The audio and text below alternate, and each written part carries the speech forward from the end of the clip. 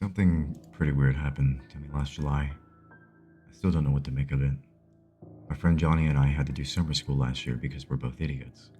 Not hopelessly stupid, but dumb enough.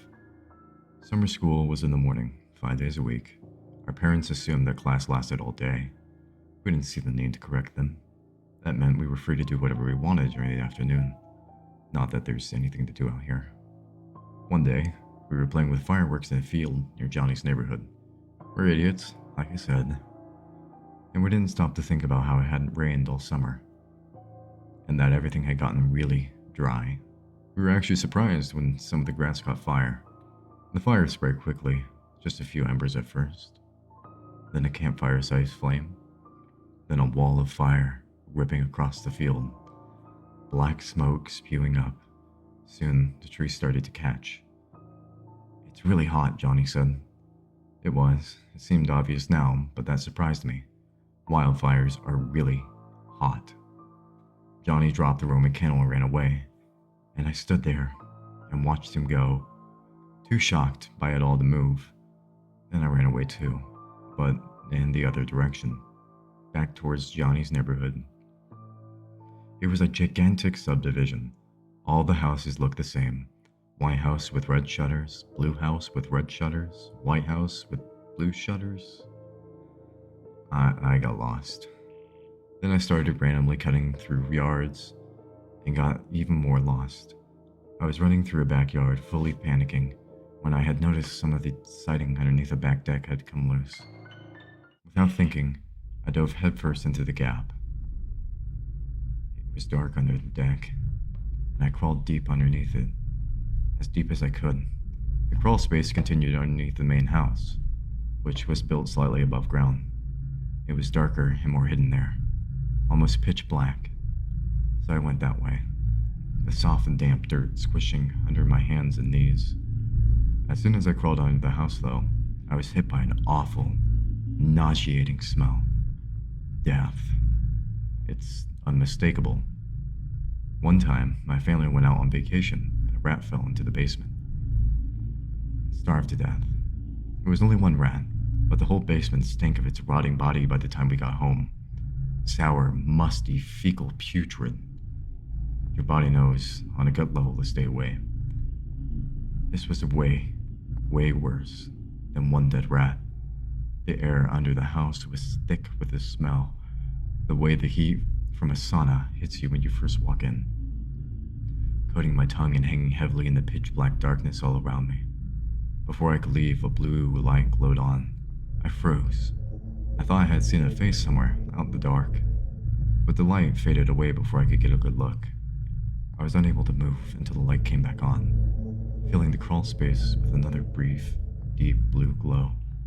Someone was definitely down here, watching me. Too slowly, I took out my phone and unlocked it and shined a light at it. It was a kid about my age. He was just kind of hanging out there, sitting up against the foundation with his legs out in front of him, his head bent under a crossbeam. The blue light was from his vape. It burned on every time he took a puff, and he made his whole face blue. "Do you want some?" he asked, holding it out to me. He seemed surprised to see me there. I didn't answer, and he shrugged and put his vape away in his windbreaker. "My name's Adam," he said. "What's good?" I said automatically. Then, when I could get the words out, I didn't mean to trespass. "I'll be going now." "You can stay," Adam said. "It's not my place either." "It's not?" An emergency siren went by the house, then another. Adam smirked. "Are they looking for you?" he asked. "Maybe." "And stay if you want." I thought about it. I didn't have any good options, so I stayed. Adam's vape had a stale, gamey taste, like old bubblegum, but it gave a good buzz. We passed it back and forth and talked, my phone light shining up the ceiling like a little lamp. Adam turned out to be pretty cool. He had grown up in one town over, and now lived in the city. He was trying to get this business started, something to do with crypto. I couldn't follow all the details. His voice was very raspy, so it was hard to understand everything that he said. I asked him why he was here, and he said that this was his friend's place. An older guy. Like an investor? Sure, said Adam. There was a dark line around his neck, like a necklace, or maybe a bruise. He caught, he coughed and zipped up his windbreaker all the way. I couldn't see anymore. Freezing down here, he said. Yeah, I said, although it felt stuffy to me. What are you guys talking about? Somebody asked, out in the dark somewhere. Jolted with fear, I grabbed my phone and shined the light all around. There was another guy in the crawl space, also our age, kind of chubby and wearing a baggy t-shirt. He was crawling towards us, a big smile on his face. Hey, Eric, Adam said, handing him his vape. Who's the new kid? Eric asked. Fugitive, Adam said. Join the club, Eric said, handing the vape to me. How many of you guys are down here? I joked. Enough for a basketball game, Eric said. Literally, Adam said. Want to meet our friend? Eric asked. The guy who lives upstairs. He'd buy us beer. He's generous, Adam said. All we gotta do is knock, Eric said. There's a trap door right there. I hadn't noticed it, but there was a square trap door above us, the metal handle hanging down. You think he's home now? Adam wondered.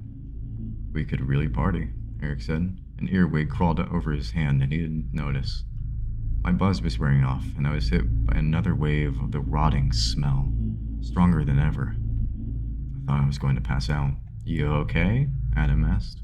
I should go, I said weakly. You sure? Eric asked me. He had a bruise on his neck too, a big one, running from his ear to his collarbone. Sorry. I was already crawling out as fast as I could. See you later. I was back out in the daylight, the smell fainter, then back on the sidewalk running. Hey! A deep voice shouted. I turned around and saw a man standing in the driveway of the house I just crawled out from underneath. My heart sank.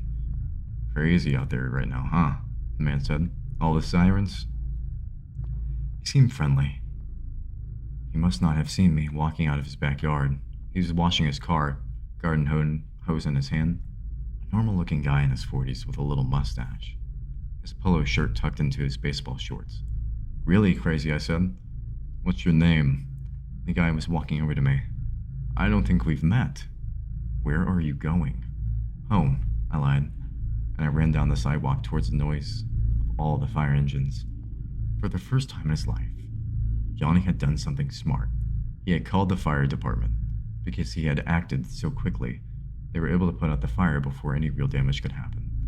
The trees were fine, the grass would grow back, and everyone assumed that I had also tried to do the right thing, but had gotten lost while looking for help.